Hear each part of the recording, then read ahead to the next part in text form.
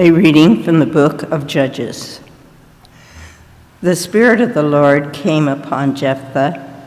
He passed through Gilead and Manasseh, and through Mizpah Gilead as well. And from there he went on to the Ammonites. Jephthah made a vow to the Lord. "If you deliver the Ammonites into my power," he said, "whoever comes out of the doors of my house to meet me when I return in triumph from the Ammonites shall belong to the Lord. I shall offer him up as a burnt offering." Jephthah then went on to the Ammonites to fight against them, and the Lord delivered them into his power, so that he inflicted a severe defeat on them from Aroer to the approach of Minnith, 20 cities in all, and as far as Adal-Karamim. Thus were the Ammonites brought into subjection by the children of Israel. When Jephthah returned to his house in Mizpah, it was his daughter who came forth, playing the tambourines and dancing. She was an only child. He had neither son nor daughter beside her. When he saw her, he rent his garments and said, "Alas, daughter, you have struck me down and brought calamity upon me, for I have made a vow to the Lord, and I cannot retract." She replied, "Father, you have made a vow to the Lord. Do with me as you have vowed, because the Lord has wrought vengeance for you on your enemies, the Ammonites." Then she said to her father, "Let me have this favor. Spare me for 2 months, that I may go off down the mountains to mourn my virginity with my companions." "Go," he replied, and sent her away for 2 months. So she departed with her companions and mourned her virginity on the mountains. At the end of the 2 months, she returned to her father, who did to her as he had vowed. The word of the Lord.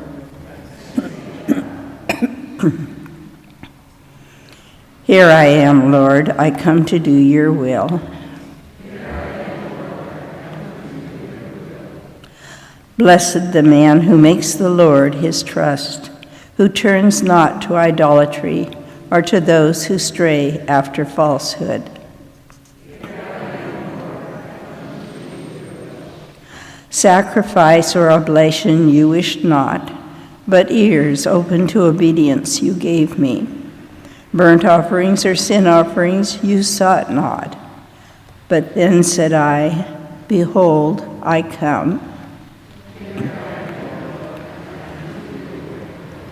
In the written scroll it is prescribed for me to do your will.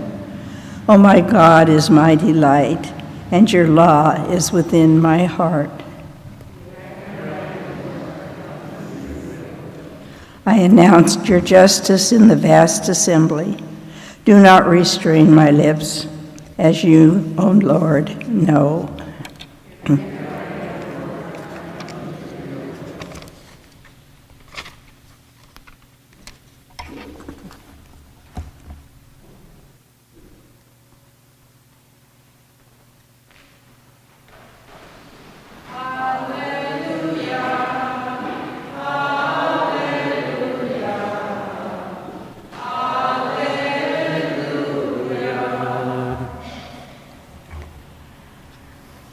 If today you hear his voice, harden not your hearts. Hallelujah, hallelujah, hallelujah. The Lord be with you. A reading from the Holy Gospel according to Matthew. Jesus again, in reply, spoke to the chief priests and the elders of the people in parables, saying, "The kingdom of heaven may be likened to a king who gave a wedding feast for his son. He dispatched his servants to summon the invited guests to the feast, but they refused to come. A second time he sent other servants, saying, "Tell those invited, behold, I have prepared my banquet, my calves and fattened cattle are killed, and everything is ready. Come to the feast." Some ignored the invitation and went away, one to his farm, another to his business. The rest laid hold of his servants, mistreated them, and killed them. The king was enraged and sent his troops, destroyed those murderers, and burned their city. Then the king said to his servants, "The feast is ready, but those who were invited were not worthy to come. Go out, therefore, into the main roads and invite to the feast whomever you find." The servants went out into the streets and gathered all they found, bad and good alike, and the hall was filled with guests. But when the king came in to meet the guests, he saw a man there not dressed in a wedding garment.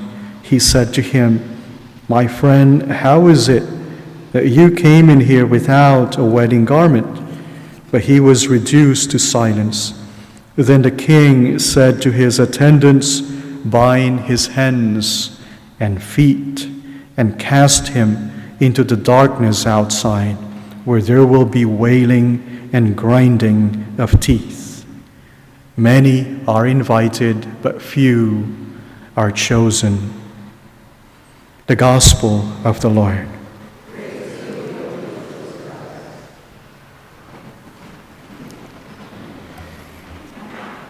The story that we just heard is also called the parable of the wedding feast. And we see the king making an invitation to his people to come to his wedding feast. And we hear that some people refused the invitation because they have other things to do.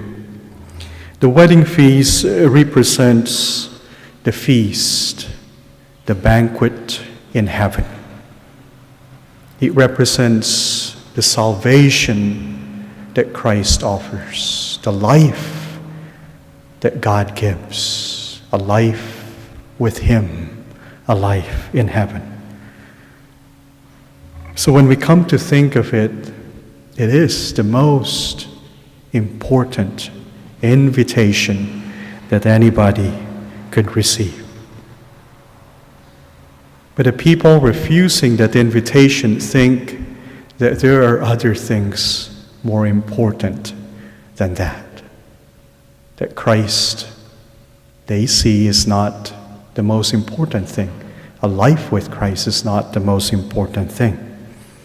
Maybe every now and then, we can be guilty of that as well.